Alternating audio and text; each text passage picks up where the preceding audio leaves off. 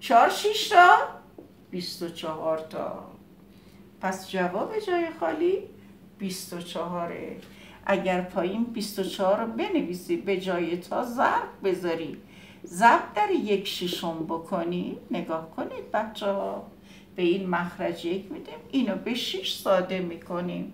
6 به 6 1، 24 به 6 4، که جواب دقیقا همونی میشه که توی پولیکوپی به ما گفته. اینم این تمرین. به این نکات فوق‌العاده بها بدید. سال دیگه به شدت با اینها سر و کار داریم. خیلی خوب. حالا یه شکلی داده، دایره ها رو گفته اینو 1/4 رو رنگ کنید، بعد 3 کسر مساوی. به این نکته توجه کنید. 2 3 4.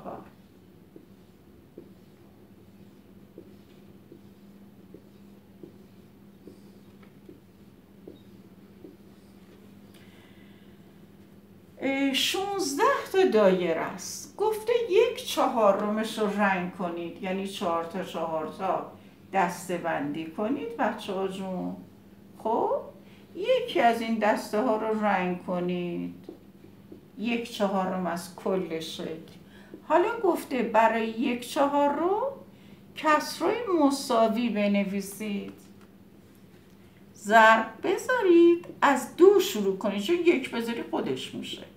1 2 تا 2 تا 4 2 تا 8 تا. این اگه ساده کنیم همین 1/4 میشه. خب حالا به جای 2 این دفعه 3 بذار. 1 3 تا 3 تا 4 3 تا 12 تا بچه ها جون. 3/12 به 3 ساده کنی همین 1/4 میشه. الان این 3 تا کسر کاملا با هم برابرن. اینم از این. میریم سراغ محورها بچه ها جون. 3 تا محور کشیده، خیلی جالبه. لطفاً به این نکته نگاه کنید. من از اولیاهای محترم که بچه ها رو همراهی میکنن البته راضی نیستیم به زحمتشون به 2 دلیل. اولین دلیلش اینه که بچه ها نیلوفری میشن، همش دوست دارن یکی کمک کنه. دومین دلیلش اینه که خودشون روزه خسته، بالاخره نهایتا یه جایی بچه‌تون رو باید رها کنید. پس عزیزم از الان بذار خودش کاراشو انجام بده.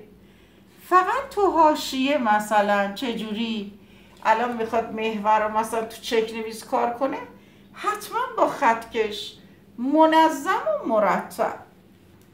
بچه گفته محور اول 2 3، محور بعدی 4 6، محور آخر 8 12. این یه هدفی رو داره دنبال میکنه. برای همه محور اول 0 بذارید. ببخشید 0 باید تو خالی باشه، شروعش 0، آخرش ببینید مخرج 3 بذار اینجا 3، مخرج این 6، اینجا بذار 6، مخرج این 12 است. البته مال شما محورها کشیده شده، فقط شما باید این نقطه گذاری رو این فرمی که من میگم انجام بدید.